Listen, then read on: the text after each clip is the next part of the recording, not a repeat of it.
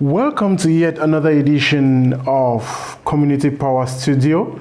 We will be talking about alternative measurements for this session and exploring what ways of measurements can we deploy to ensure that we uplift the assets within communities and make communities to feel safe, comfortable, and to follow a direction or a path that suits them. And to have this conversation today, I will have wonderful guests on the studio whom I would invite to introduce themselves. Can I begin with you, sir? Of course. My name is Arthur Hernandez. I'm from the United States. I'm a college professor in San Antonio, Texas. Very good to have you on set today. Thank you. Over to you, my very wonderful, amiable brother. Hi, everybody. My name is Eliza Fanogechi. I'm a development practitioner and a social impact investor. I work for one organization called Nguzo Africa, and we are in Kenya. Great. And Art, I would just want to begin with you and looking at, ways of measurement that have already existed. Here we will be talking on this set around alternative measurements. What does that really mean? That's an amazing and wonderful question. I think it means several things. First, right off, we need to move away from evaluation as simply a matter of accountability. It's not about counting. It's not about simply looking at what happened as a result of what we did. It needs to be more than that. So evaluation needs to move from accountability to learning. Evaluation needs to be about learning, and not only the funder or the provider of the program learning, but also the community learning. I think the second big difference, the second advance, is that we need to look at alternative ways of gathering information that's valuable, that's credible, and that provides for that learning.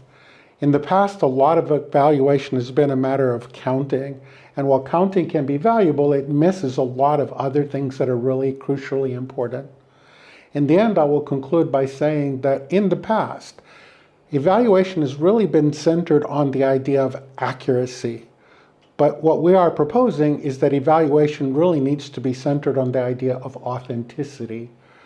You can be accurate, but without authenticity. But you cannot be authentic without being accurate. And authenticity captures the genuineness and the reality of the experience, as opposed to just maybe part of it that might not even be the most important thing at all. That is quite interesting. Thank you very much for that. And coming to you, Ogechi, all the way from Kenya, and I know you work very directly with many beautiful, wonderful communities in Kenya and across East Africa. Why is the concept of alternative evaluation and beyond concept, the practice of alternative evaluation important for the work we do with and in communities across East Africa, across Africa? Thank you, my great brother Jim. I think we are moving away from transactional measurements, which is often defined by logical frameworks. And those are often external documents or external measurement technologies which were brought when we were talking about aid and the history from the American aid grants to Africa and also the funding grants to Africa. And we have found that most of those measurements doesn't reflect the community impact of the works which is done. And those measurement methodologies are geared towards reporting to the funder and not reporting to the community aspects. So for me, together with what my colleague here said, we need to look at measurements as a community-owned kind of approach, where we can look at the things which are not really counted for. And the methodology we are looking about is on socio accountability measurements, where you look beyond the money, where you look beyond the outputs. You are looking at the socio impact, the collective socio impact And it gets you to look deeper on the socio indicators on the programs you do. It makes you to look beyond the financial receipts. It makes you go beyond and get the community giving you the feedback on the programs you do. And I think this is an area where we are seeing most development partners are moving towards too, and we need to explore and find the best way of doing it. That is quite interesting. And building on what you talked about, authenticity, evaluating to appreciate the authenticity of the initiatives we are implementing. I am sure many of our viewers would be curious to know how to go about that, how to evaluate, how to measure in ways to focus or capture elements of authenticity. Can you just share with us some tips or considerations we need to take into account when we are measuring for authenticity? So we understand evaluation essentially as the capture, the demonstration, the documentation of value. When we're working in communities, we need to recognize that the values that are represented in the technology are often, and in the past almost always, were the values of the funder.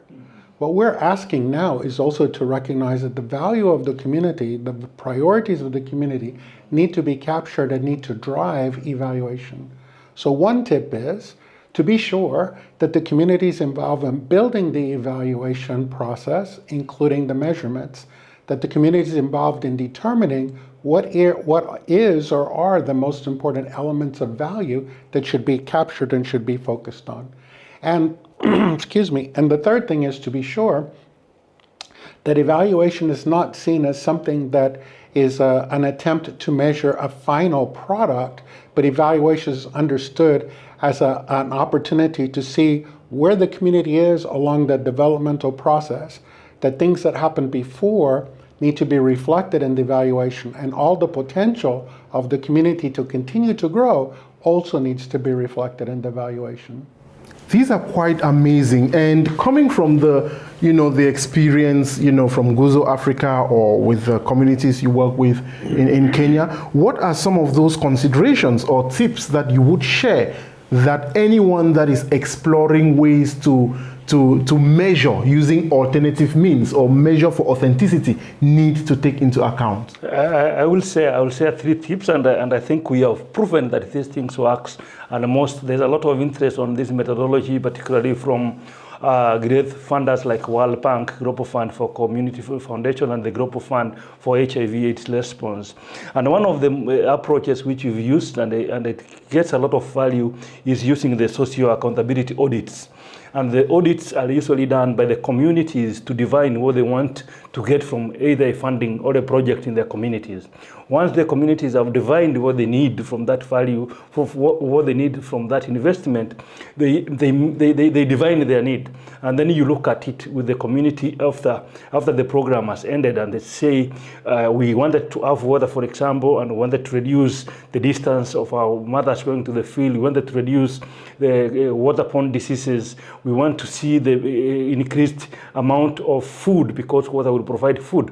So such outputs now, after the project have ended, we look at those outputs, and the community gives feedbacks from the community.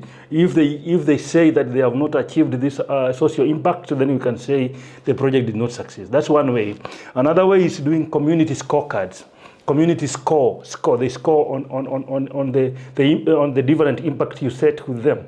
That we wanted to see reduced maternal mortalities. We wanted to have reduced diseases, or we wanted to have reduced incidence of crime in an area. If those scorecards are met after maybe an investment in lighting a street, for example, if those scorecards are achieved, then we can say the community has realized what it was necessary. And most of these things comes from the community rather than from the funder. So the funder goes to confirm that those things were achieved. Finally, is also on investing on storytelling and using most significant change stories. You can do random storytelling, and you pick 1 or 3 people, maybe a young woman, you pick a person with disability, and somebody from there, they give you random stories. From there, you can be able to see whether there was change on the investment you done to the community. I think that those are the things which we have tried to use. Yes, please. No, I was just going to say, I'm sorry, but I completely agree. I think one of the things that very often is missing is including the voice of the community that's involved. And so all of the techniques that my colleague raised up are essential to conducting an evaluation that includes and is inclusive of the community. I think related to that is understanding that this also serves as a way of raising up and expanding the things that we might think about as impact.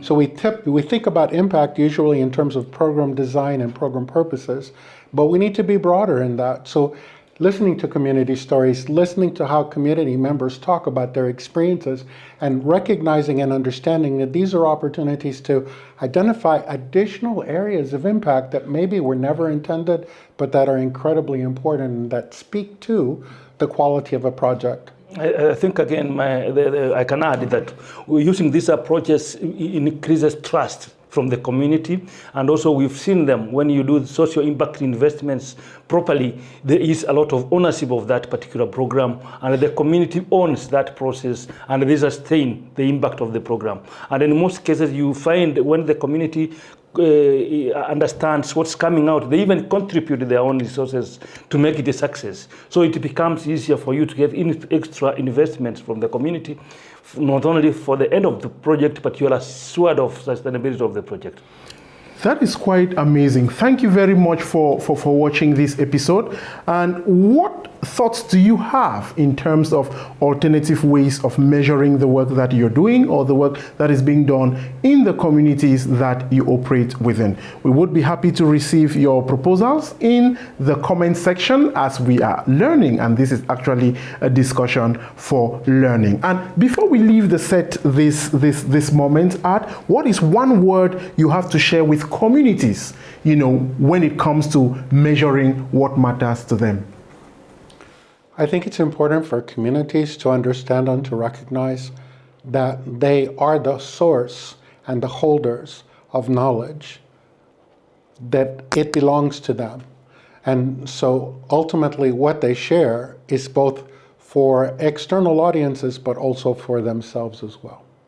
Great. And do you want to add to that? Yeah. For me, I can add and look in two perspectives, and we are looking now at the private sector investment in socio impact programs, and we want to put it very clear that companies or corporates or businesses that invest in socio impact investments have more value to the communities, to their customers and their clients, and they have more loyalty to the communities. So it is nice for the socio investors, for the companies and businesses who have the socio arm to take serious actions towards embracing socio alternative measurements in their programs, and it adds value to their products, it adds value to their investment communities. Finally, at the community level, it makes the communities to be part of the process. They feel it for you when you humble yourself and share the measurement tools instead of coming and using your own methodologies without involvement.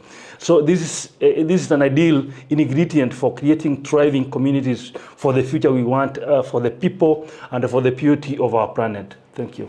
Thank you very much, Art. Thank you very much, Ogechi. We really appreciate your insights on this particular subject matter. Dear wonderful people, wherever you work, wherever you're viewing this from, it is important to start exploring alternative ways of measuring the work that we are doing, the work that you are doing with communities.